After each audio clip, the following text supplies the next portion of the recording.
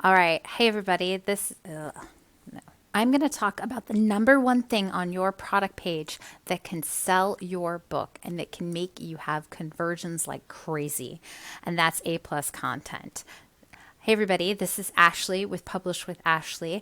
And I have been coming up with creative and great ideas on creating good A plus content that sells. And so I decided I've done a lot of research and marketing, and I even have a degree in business, blah, blah, all that sort of stuff. But the thing that sells is a story. People don't just buy the thing, they buy what the thing is going to do for them. And the best way to do that is through a story. So I wanted to show you, I'm on here on my Amazon account, and I wanted to show you what the modules are that I'm going to use for A plus content.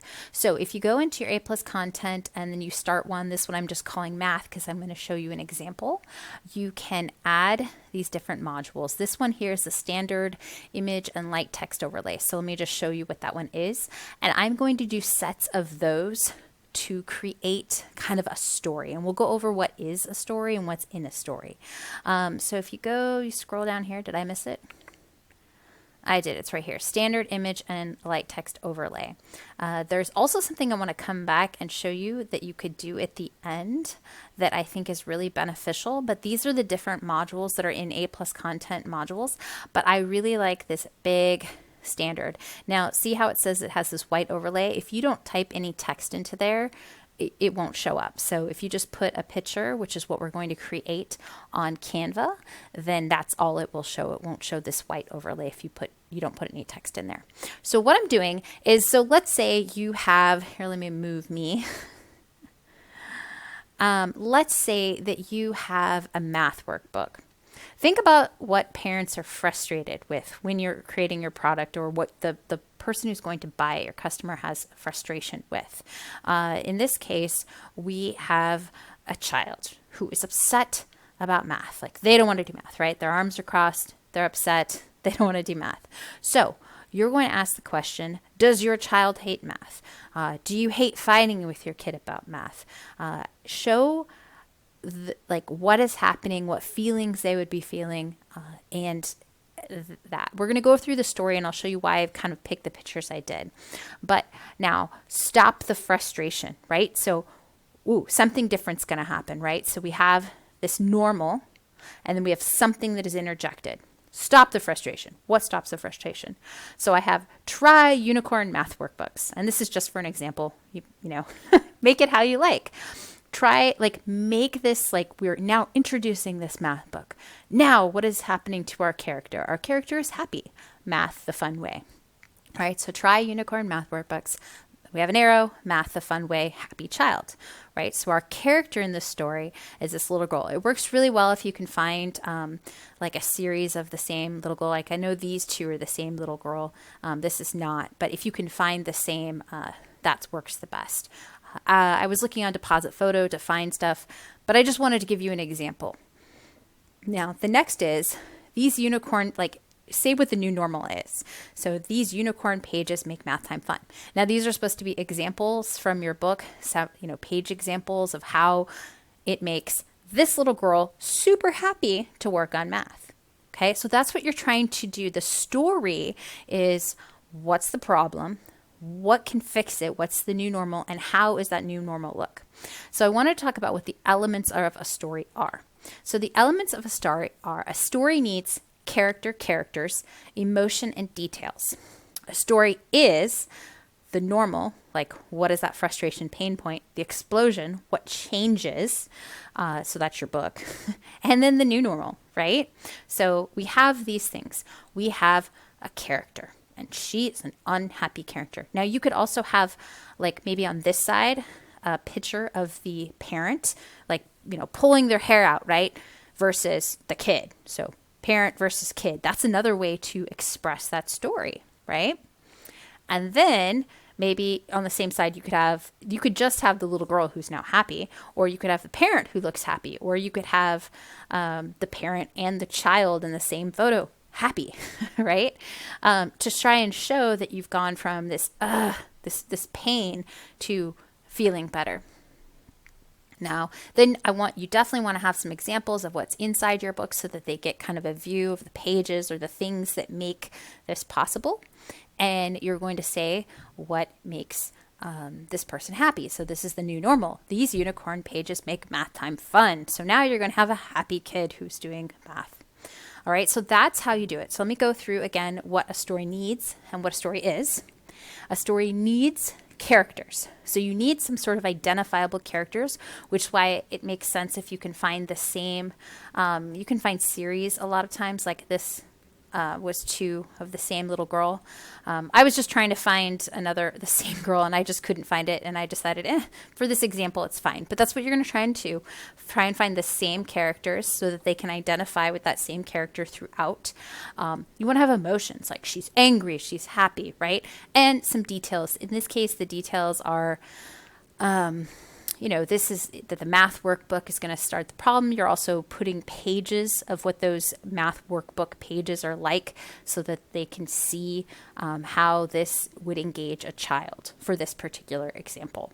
And then remember, a story is normal. So what's the pain point? Show the emotion, show the characters of the pain point, show the explosion. Your book has got to be in there. Like, this is my book cover and it does something. It makes this happen, right? The new normal, happy kid in this example. Like, so what's the new normal, what you want them to get after they have read your book or used your book. All right. So I just wanted to bring this thought to you of what you can do. Now, another page you can add, these pages, just so you know, are 970 by 300 pixels.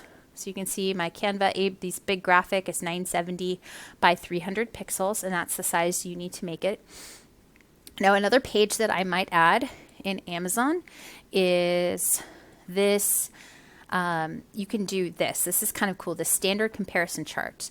This takes a little bit more work to set up. You just get basically a cover of your different books. So this works really well if you have several books. So let's say you have, 4 math workbooks, right? You can put a picture of each cover. Instead of the pictures of the dogs, you have a picture of each cover. And then maybe you say, you have to come up with some sort of criteria across here and this would just be the names of your books across here. But you come up with some criteria, fun, easy to use, involves unicorns, involves smiles, whatever you want to say. And then you can pick, you can check them or you can write things, but you can just check boxes. What's cool about using this is, one, you get to advertise the other books that are similar or the parents would maybe enjoy. If they enjoy one, unicorn math book, maybe they like your mermaid math book, right? It has a clickable link. So they can actually click on this and go to that page. So that's what I think is actually the advantageous. Not only do you get to advertise your other books, this is a clickable link, and they say, maybe my kid would actually, instead of liking unicorns, that construction math workbook. Yeah, that's what my kid would really like. They would like that better than unicorns or something like that. They'd like dinosaurs better, whatever. If you have different types of books, that it might entice your buyer to say, ooh, and this isn't an advertisement. You don't pay for this. This is, free on your page. So it's some free advertising space to get a clickable link to your other products that maybe this product doesn't quite fit what they're looking for, but one of these other products does. So I think that is worth the time to put up, especially if you have several books. This is definitely a module that you can add, and I'll click in here and just show you. So you're adding basically your book covers. You create those in Canva at these sizes. You're putting the title of your book. You're putting the ASINs in, and then you have to add the metrics. So you just click in here with, easy to use, definitely capitalize appropriately. And then you can check, yes, all of these are easy to use, right?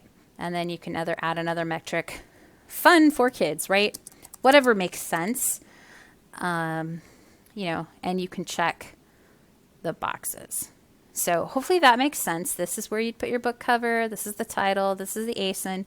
These are the metrics you create, and you can check all the boxes or, depending on what your metrics are, you don't have to check it. Maybe one of your books is for, let's say 5 to 6 year olds, and some of the other books are for 7 to 8 year olds. So maybe you would have a metric, 5 to 6, and you check those that are appropriate, and then you put 7 to 8, and you check those that are appropriate. So it just depends on what you make your metrics. You could just check everything, like fun to use, easy, makes math fun, whatever.